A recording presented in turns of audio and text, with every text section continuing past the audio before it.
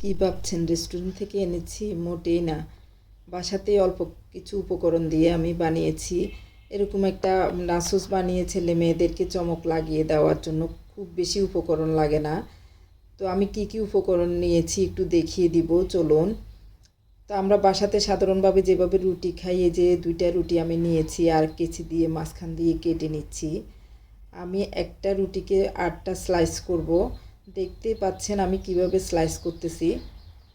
একদম কোনা করে এভাবে স্লাইস করে নিতে হবে নাসোসের জন্য। তো আমার রুটি কাটা হয়ে গিয়েছে, এবার আমি একটা প্লেটে নিয়ে নিব। আর এদিকে চুলাতে যাচ্ছি, তো চুলা জ্বালিয়ে দিয়েছি। এবার আমি দিয়ে দিচ্ছি একটা ফ্রাই প্যান, তেল দিয়ে দিচ্ছি। তেলটা গরম হয়ে গিয়েছে, এবার আমি রুটির একটা একটা স্লাইস বসিয়ে দিচ্ছি।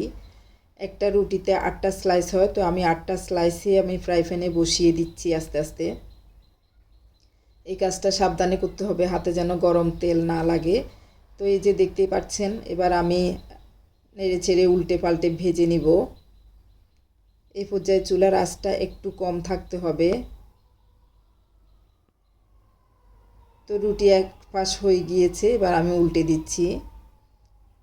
আস্তে আস্তে সবগুলো এইভাবে রুটি উল্টে দিব। বাস একদম ব্রাউন কালার করে ভেজে নিব। তো এই যে দেখতেই পাচ্ছেন ব্রাউন কালার হয়ে গিয়েছে, তো আমি আস্তে আস্তে নামিয়ে নিচ্ছি। খুব সুন্দর একটা নাস্তা হয়ে যায় বিকালের।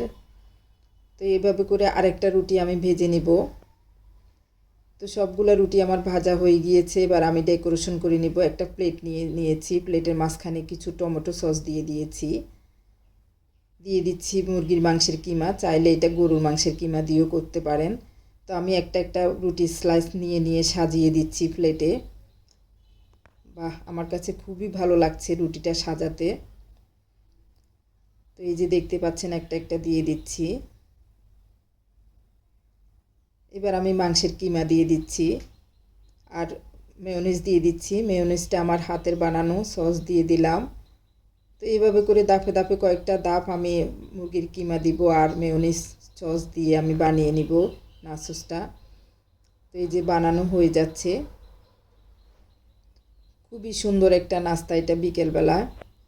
ছেলেমেয়েরা অবশ্য খুশি হবে এটা দেখলে। বাস, হয়ে গিয়েছে।